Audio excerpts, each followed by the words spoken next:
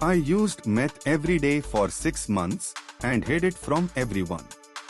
I live a normal life, mid-30s, engaged, 1 dog, no kids. I did lines first thing in the morning, in the bathroom at work, in the bathroom at home, in my car, wherever. I assume I hid it very well. I stopped when the person I got it from moved out of state.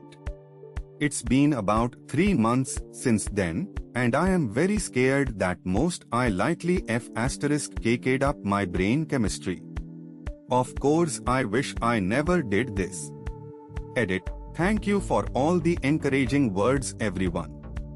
Thank you for sharing your experiences with me and for the advice and well wishes. I get it now.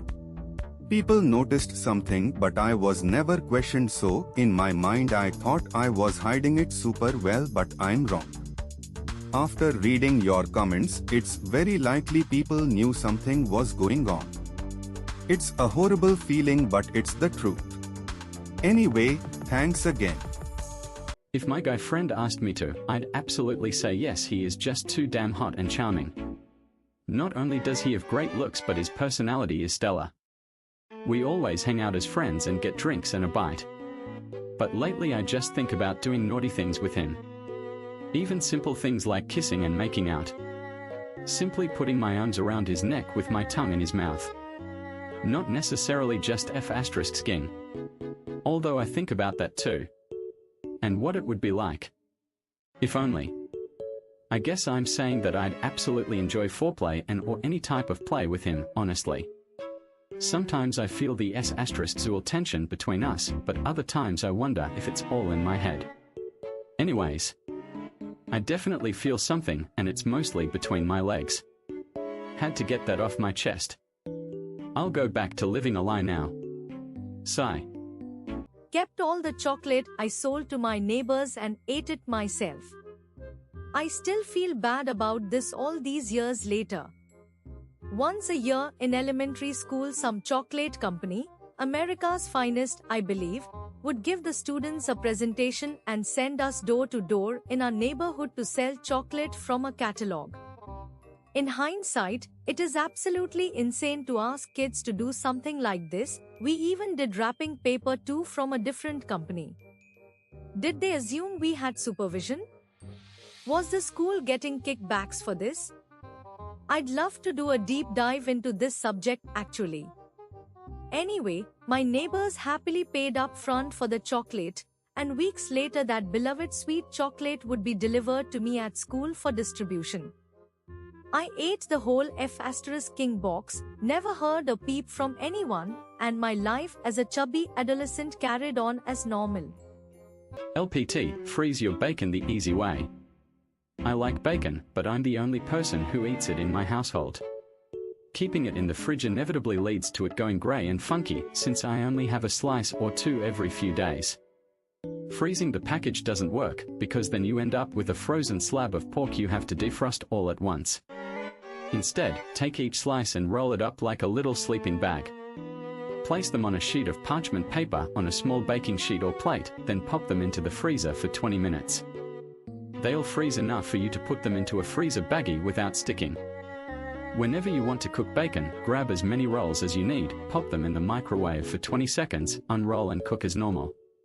It's maybe 5 minutes of prep and no more wasted bacons. LPT, bring your own food to go container to big holiday dinners. Every time I host or attend a big holiday dinner, there are tons of leftovers and all the guests are encouraged to take food home. Usually the hosts scrounge around for containers they may or may not have, but I've been bringing my own the last couple years and it works out great and is always appreciated. Bonus if you bring extra for other people too. Last year my uncle brought a big stack of plastic faux containers, and everyone happily took leftovers home. I have been known to grab a large container at grocery store delis too. Edit, there is a lot of controversy in the comments, so obviously use common sense and discretion. I started doing this because at the holiday dinners I go to, Everyone brings dishes, and there are always tons of leftovers, and the hosts want the guests to bring food home. I definitely wouldn't bring my own container if I didn't know the situation or the people. LPT download a sample ballot ahead of the November 5th election to avoid confusion at the polls and be an informed voter if you're an American not sure what all you're voting for. Download a sample ballot ahead of time so you can avoid confusion when confronted with ballot initiatives, judges, or whatever else you may not have been expecting to see and haven't researched how to vote. Ballotpedia can help you out here. https://ballotpedia.org/sample_ballot_lookup. Or, you can Google Sample Ballot 2024, your location, if Ballotpedia is missing yours for some reason. You can bring a cheat sheet with you into the polling booth, but some states won't let you bring your phone, so paper notes are the surer bet. Early voting has already started in many states. https://www.vote.org/early-voting-calendar. ETA, young people especially, http://newyorkmagcom/intelligencer//millennial voters midterms climate change gerontocracy survey polls turno UTHTML, often don't vote because they don't feel they know enough to vote well. Downloading a sample ballot ahead of time allows ample opportunity to research candidates and issues and be an informed voter. This really is a useful tip. LPT, if you hate eating veggies, look up a homemade smoothie recipe that specifically hides the taste. Make it at night and every morning, down at first thing. It adds vegetables to your diet without fuss, and the life improvements are too rich to turn down. As I make steps to improve my life, I've been getting more sleep, I've been exploring my hobbies more, etc. But nothing could compare to how finally adding vegetables to my damn diet just leaked into everything with shocking quickness. More life energy. Anxiety started to shrink. Felt like my brain got sharpened overall, like stone to a dulled blade. More libido. Don't get me started on the skin.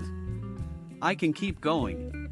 But mainly, it's a constant feeling of, oh, this is why all the doctors and shows I watched as a kid and etc. were telling me, eat your veggies, eat your veggies, eat your effing veggies. Make sure it's homemade. You can get the best smoothie kit, but I'm telling you, it's like your body knows the difference. Grocery stores sell store-brand bags of veggies, oh yeah, other LPT, store brand and the $3 more fancy brand are very often the same goddamned product. Mom pointed out I'm the fat friend in the group. Fridays after work I, F29, meet with a group of my friends for dinner. I showed my mom a group photo we took this past weekend and she asked if I realized I was a lot larger than the others. I told her I did and she asked why I continue going out to eat every Friday knowing I'm so unhealthy. She made comments about how I didn't seem to belong with the group and stuck out like a sore thumb. I stopped responding to her after this and was going to let it go. Today I mentioned the convo to a friend and she seemed to agree with my mom and implied I'm only invited out as a pity invite. I feel really ashamed and embarrassed over this whole situation, and now I feel like I don't have any real friends.